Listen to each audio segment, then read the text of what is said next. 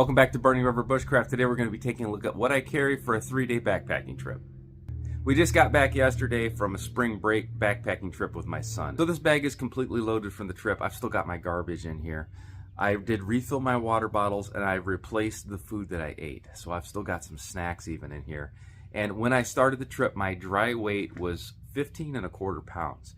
As it's fully loaded, as it sits right here with my clothes, with electronics, with some extra batteries, that bag is 27 pounds. So I kind of hit my weight and I kind of didn't hit my weight. My base weight was right around 15 pounds, which was my goal. When I added the fuel and the food and the water, I also added clothes. There's also a small fishing kit in here and just a few other odds and ends that wasn't in my initial kit. Now, all that stuff adds up and it adds up pretty darn quick. So the weight was really no problem, but I would like to probably shave at least another 5 to 7 pounds off this kit.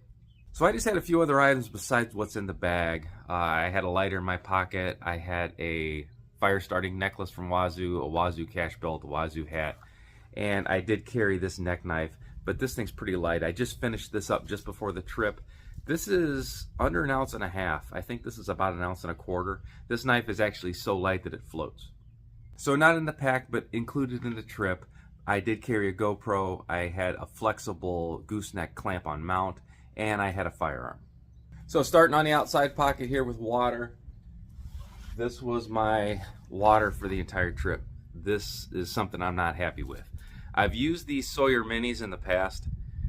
I've got a gravity bag that's about 1 gallon, so I used to fill that up and set it, and in the morning we'd have a full pot of water. And I didn't bring it because I was trying to save weight. Squeezing this thing was not an easy process. You see the bottles are kind of beat up. I am concerned about having just these plastic smart water bottles for a week-long trip, especially if you're really squeezing on these things. I did bring my back flush syringe. It's in the bag as well. I tried that. This is an older filter. Maybe I was just having problems. I also actually lost the gasket in here, so I was leaking, which caused me some grief. You can see the improvised gasket in here. So I have a set pad in here and I just cut part of that pad away. So that worked, but that's just something else that you need to be able to maintain in the field. So if you've got a Sawyer like this, you should have something that you can make an improvised gasket or have an extra O-ring. So right off the bat, the water was my biggest problem. If you have a solution for the smart water bottles or this Sawyer Mini, let me know. I'm looking for lightweight options here. I've got a couple grails that I use when I'm paddling. They really weigh too much. We also, in my son's bag, he carried a vapor water bottle, like a bladder, and that seemed to work okay. But when you take a sip, sliding it back into your backpack was not the easiest because it didn't have any rigidity to it. So the bottle slipped in and out easier, but squeezing the bottle to get water through this filter was not an easy process, and that was definitely a failure point for the entire trip. So this bag is directly out of my Jeep, and I brought it over here. I haven't gone through it at all. I've still got one uneaten snack. I've got a drum liner. This was used my last night. I slept on the ground in a lightweight shelter, so this is my vapor barrier. Rather than fold it up nice and neat, we had a less than a mile hike the last day, so I just kind of wadded it up and stuck it in there. We did carry one extra water bottle for the last day. And this is my toilet kit. Paper and wipes are actually all gone. I have a titanium trowel here, which was excellent, and a small container of hand sanitizer. So I've got a small first aid kit in here. I was going to split this between me and my son. I did not get a chance to do that. So I loaded this up for 2 people. And I've got my toothpaste. I have my contacts in here as well. This is something I could have probably pared it down a little bit, but I really didn't see the need. Realistically, I would be carrying half of this and he would be carrying the other half. This is my coffee filter. It's still wet, still dirty. And the bandana is a critical part of my cook system. That's my cleanup. That's also my hot pad when I'm moving a cup around the stove, and my one long handled titanium spoon that I took. This is exactly like I was using it. I made coffee in the morning, packed it up, and we walked out. So we carried fishing gear, had fishing license, but we did not fish. My son carried a lightweight spinning rod. I brought my Tenkara with me. So this This is a fixed position fly line. My line's kind of tangled up right now. I have a small tackle box in here. I've got some flies, but I also just have hooks, and I've got sinkers to turn this into a cane pole. We were around small bodies of water. If we did get into fish, I was pretty confident that this would be able to handle it. This is in my bag upside down, so the line slipped off the line winder. There it is, a little neater. This is a telescopic carbon fiber rod. This thing doesn't weigh much at all. I think I've got about 15 feet of line on here, and I've already got a bass popper on the end of it. In the two side pockets on the hip belt, I had my compass. I would also carry my wallet, and my compass is in my son's bag. We switched gear back and forth a little bit during the trip. I also have GoPro batteries, and I've got a little bit of tippet line as well. So the weather for our trip was actually really nice. It went from the upper 70s during the day, and it dipped down into the 30s to 40s at night. Our first night we were a little chilly. Both of us were cold, and I think it was right around 31. The second night, different location, it was 41 degrees, and both of us were extremely comfortable. So right on top here, I've got my Paca. So I've talked about my Paca wool hoodie before. I will take this over synthetic any day of the week. This kept me warm. I slept in this. As soon as we stopped hiking for the day, this was the first garment I reached for. I also have a puffer coat here. This is a pretty inexpensive one here. This one's from Walmart. And I was not going to take this, and I'm glad I did. In the 40s, I did not touch it. When it got into the 30s, I was definitely happy to have this. So that's my line for comfort. If it's in the 30s, I'm taking this or a similar jacket. If it's upper 30s to 40s, I can go without this, and I can just carry a wool sweater and a windbreaker. Here's my cook set.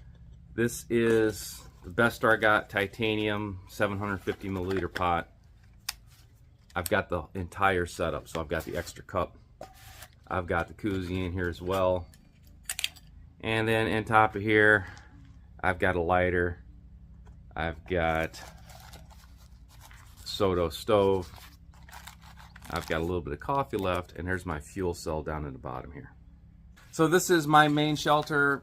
I slept in this one night, and I let my son sleep in it the second night. I used his lightweight shelter. So this is about 31.5 ounces. This is a cat cut tarp. So it's kind of got a diagonal cut to it to cover a hammock specifically. I've got doors front and rear. I've got stakes. I've got line. This is definitely something that I hate to not have with me. So what I did not carry with me on this trip was my One Wind storage bag. I've got a bag that has my entire hammock with the underquilt and the tree straps ready to go. I pull my straps out, I wrap a carabiner around the tree, and I have a really fast setup. I dropped weight by leaving the bag, leaving the carabiners at home, so I've got my two One Wind straps here as a separate item. So because I don't have a storage bag, this just gets stuffed into the bottom of the bag, and I was fine with that. This is my underquilt, and it's already attached to my hammock. So this is the 11-foot One Wind zippered hammock with the underquilt attached to it. I pull this out, I run my tree straps through the trees, and I'm good to go. So I've got my foam sit pad here. This probably could be thicker, and I wouldn't complain about it. There's my gasket hole that I cut for my water filter gasket. And this is okay. This is really, really useful. For what it is, I would not go without this. This was a moisture barrier and a little bit of comfort when I wanted to sit. I would change on this. If I was changing shoes or socks, I could stand on this. Getting in and out of the hammock, this is the first place I would stand. So this one's a little ratty, and I wouldn't mind if it was thicker, but this thing worked out pretty darn well. So the majority of this bag is actually my top quilt. So this is the One Wind top quilt. And this is the XL, so this is the big one. And this actually converts into a poncho as well. So when I want to go ultralight, I could probably leave that puffer coat at home and just wear this. And I think I'm gonna do that for our next trip here. Now this is not the lightest or the smallest insulation that One Wind makes, but this is definitely the most durable. I don't remember the name of this model, and this thing's really lightweight, and I almost always carry this thing with me. When I have my sweater on, even if it's not too windy, sometimes I'll just put this on to protect it. I've got to upgrade this. This is just a cotton t-shirt that I had with me. I had a t-shirt, I had a spare pair of quick dry underwear, I wore a long sleeve sun shirt, and I had extra socks with me. So I did wear a pair of wool socks, and then I have a pair of Paca wool socks as well. I didn't necessarily reserve one pair just for the evening. I would go back and forth. Whichever pair I wore that day, I would change out, sleep in the other pair, wake up and hike in them the next day. So this sucks, but I don't know how else to get around it. This is a big battery, and I use this for my phone, which I did use for navigation as well. This also kept my extra GoPro batteries all topped off. And then I have a small box here with some flies in it. So in addition to just having kind of a generic set of flies, I've got plain shanked hooks, I've got a bobber, and I've got some sinkers as well. I am very quick to turn my Tenkara rod into a cane pole if needed. So that's it in the main compartment. I've got this zippered pouch right here.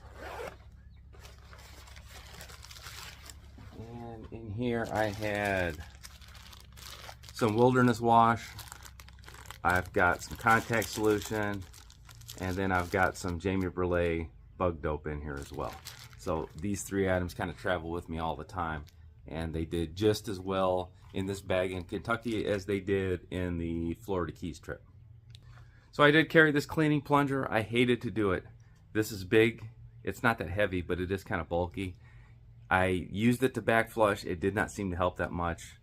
Water was my biggest thing. Of all the problems I had, water was definitely something that I needed to work around. Now, this was my headlamp for the trip. This is the Sun Blessa. It's rechargeable. And the main reason I started using this is just because it's light and small. But it's actually really bright. It's got enough range where I can turn it to extremely dim if I was ever worried about battery life. But if I was in an absolute emergency or had to navigate in the dark or had to administer first aid after dark, when I turn it up to bright, you're going to get all the light that you need to deal with the situation. For meals, I had ReadyWise. I had 2 breakfasts, 2 lunch, and 1 snack. My son had the exact same setup, and we actually brought food back. So he is not quite as hearty an eater as I am, but he's a lot skinnier too. So if you enjoy this kind of content, go ahead and like the video, subscribe to the channel, leave me a comment in the comment box, and ring the bell to be notified of my latest videos. You can also find me on Instagram, Facebook, and TikTok at Burning River Bushcraft. I also teach outdoor classes at OutdoorCore.com. So my pack base weight was 15¼ pounds, as I mentioned. By the time I added contact solution and extra clothes and batteries and food and fuel and water, I was up to 27. My son's pack is frameless. So his pack's lighter to begin with. It's designed to carry lighter weight loads. His base weight was just a touch over 10 pounds. And when we were fully loaded and food was equal and water was equal, he was about 7 pounds lighter with his total bag. I'd like to get a lot closer to that. So if there's something that you think I can do without or something that I can possibly change, definitely let me know. So the weight on this bag is not what I wanted, but this is still completely doable. I was able to hike the entire weekend and really not feel any strain on my back. So this is not all the realm of possibilities, but I can definitely do better. Till next time, this has been Jamie Boggs with Burning River Bushcraft. See you soon.